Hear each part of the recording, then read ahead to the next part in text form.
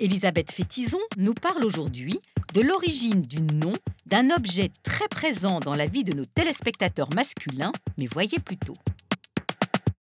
Quel lien existe-t-il entre un soldat de la cavalerie croate, le roi Louis XIV, Honoré de Balzac et Marlène Dietrich?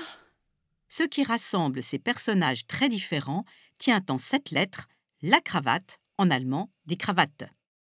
Regardez ces fiers soldats de la cavalerie croate. N'ont-ils pas un certain panache avec cette étoffe de couleur autour du cou?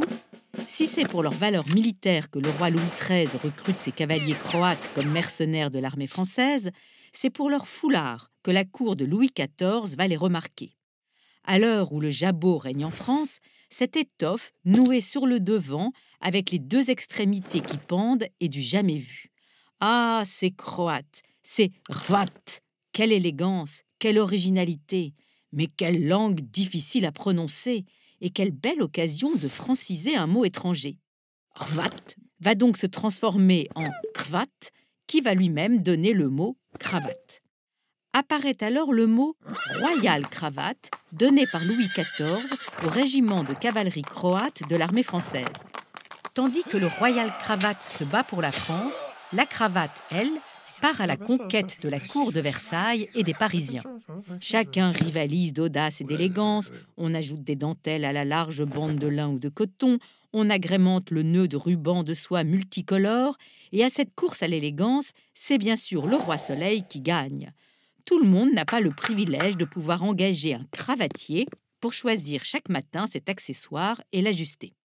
La cravate poursuit sa marche triomphale. Elle survit à la Révolution française et conquiert l'Europe et le monde occidental au cou des riches, des dandys et des artistes, en changeant selon les modes de nom, de forme et de couleur.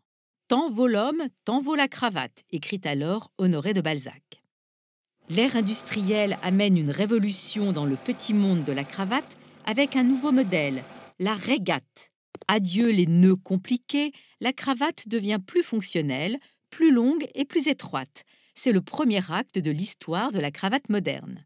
Le deuxième acte se joue à New York au début du XXe siècle, quand l'inventeur Jesse Langsdorff a l'idée de tailler l'accessoire en diagonale et de le confectionner en 3 parties. Troisième acte, la conquête du cou des femmes modernes, en commençant par celui de l'extravagante Marlène Dietrich. Une anecdote pour finir. Savez-vous où a été confectionnée la plus grande cravate du monde? Eh bien, en Croatie, bien sûr.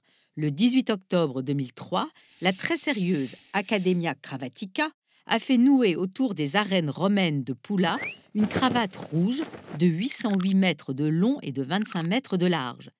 Un argument de 450 kilos pour rappeler aux Croates que si le mot cravate a fait le tour de l'Europe, la patrie de la cravate, elle, c'est bien la Croatie.